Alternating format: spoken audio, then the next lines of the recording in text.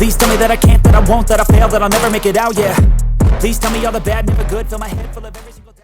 We currently live in an on-demand society where we've grown to expect having a lot of things that we want as quickly as possible. When that doesn't happen, folks begin to get frustrated. When it comes to fitness, it's unfortunate because it can lead to poor decisions out of desperation. While when it comes to the beginners, it's not uncommon for many of these folks to be able to shed fat and build muscle in a matter of a couple of weeks. But this is not going to last forever.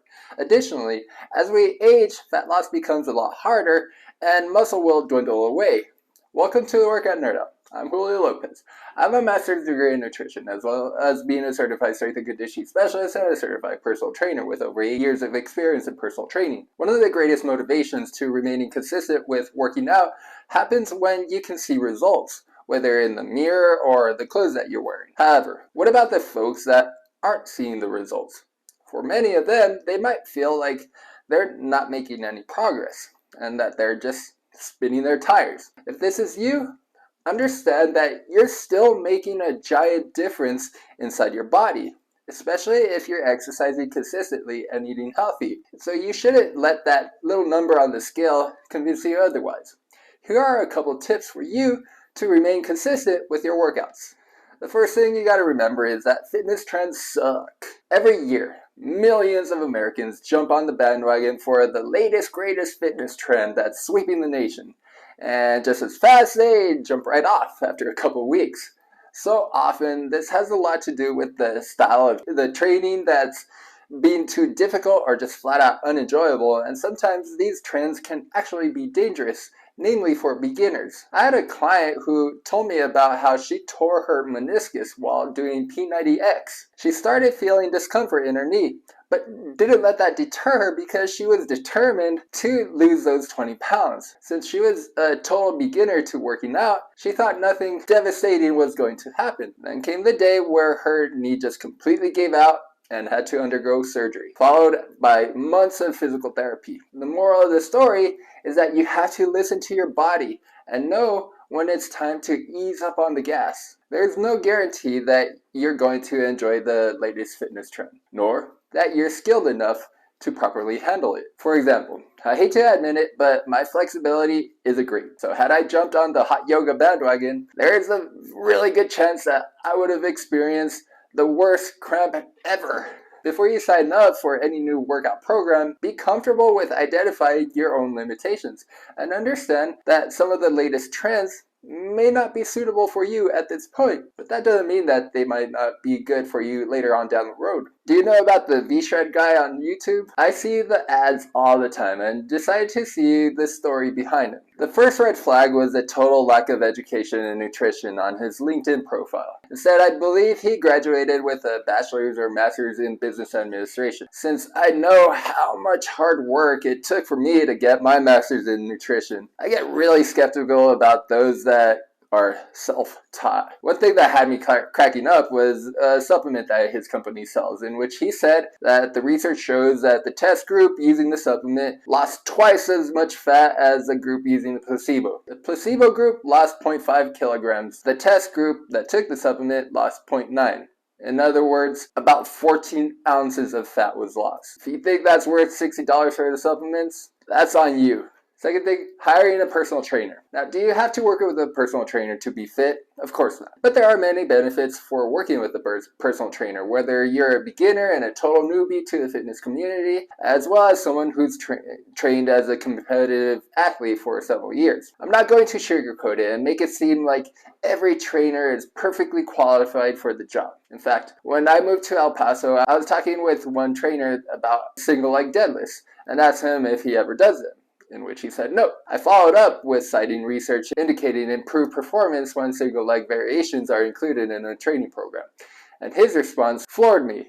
He said he doesn't read any research because things are changing all the time. Completely oblivious that is literally the main purpose of scientific research. But I digress. Make sure you conduct a lot of research about a trainer and ask a bunch of questions instead of thinking that one's an expert because he or she has a great physique. Have you ever wondered why gyms are always so packed at the start of the new year, then they dwindle back to their normal numbers after a couple weeks? Much has to do with the fact that the people are really motivated at the start, but once the honeymoon phase starts to fade away, they don't have someone there to keep them accountable. When you're working with a personal trainer, you literally have someone there waiting for you and having a set time to show up to the gym. One of the most effective tools that I use with my personal training clients when I want them to understand what it is that I'm telling them is to use the camera on my phone. I usually set it up at different angles for each set. Then I can show them what needs improvement. By helping clients identify their technique errors and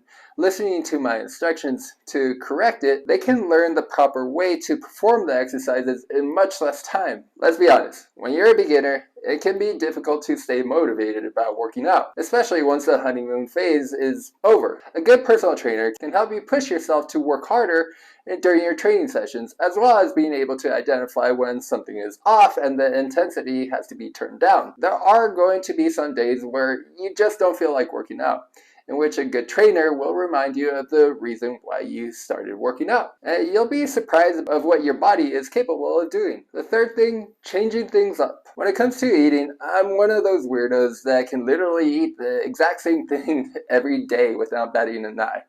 In fact, when I moved to Philadelphia, I was rowing with Penn AC Rowing Club, which meant that I had practice before and after work. Because of this, I would always eat spaghetti to carb up for lunch. Shout out to Trader Joe's Bolognese pasta sauce. That stuff was good. However, I understand that not everybody is like this, particularly when it comes to their workouts.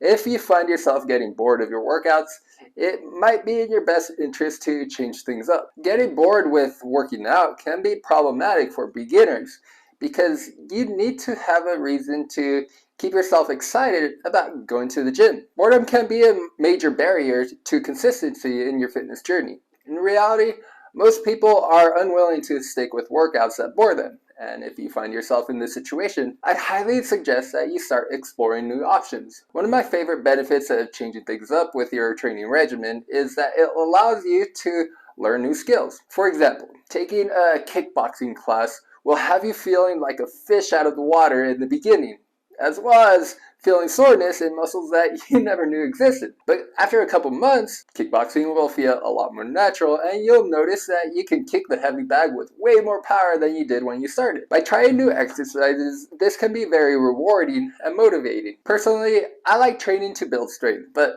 being 40, I know that can be taxing for my old body.